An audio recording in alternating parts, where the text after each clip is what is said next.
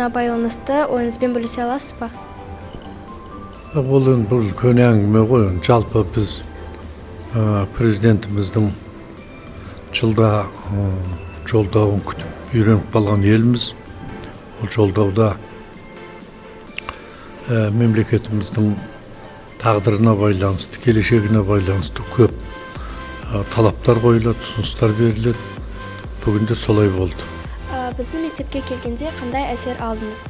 Бұл мектептен өте жақсы әсер алдым. Өйткені жалпы КТЭП қоғамдық қоры біраз жылдардан бері Қазақстанда қазақ-түрік лицейлерін ашып, бұл мектептерде жастарға барлық жағдай жасалып, мектепті бітірген балалар көбі солардың біздің университеттерімізге түсіп гранттар алып, қазір біздің мемлекеттік қызметімізде үлкен рөл атқарып жатыр. Біз енді жаңа айттым ғой, бала кезімізде жөнді мектеп көргеніміз жоқ. Ал мынандай Нұрорда дейді мектепте оқып білім алу бір кездегі арман.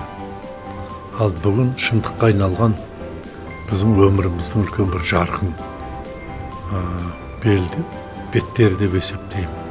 Нұрордадан бітірген жастарымыз, жастар ұзақ болсын, бақыттар биік болсын. Қазақстанда ғана емес, әлемдегі көп биіктерді алып, атақ даңқы бүкіл дүние жүзіне жете берсін деп тілеймін.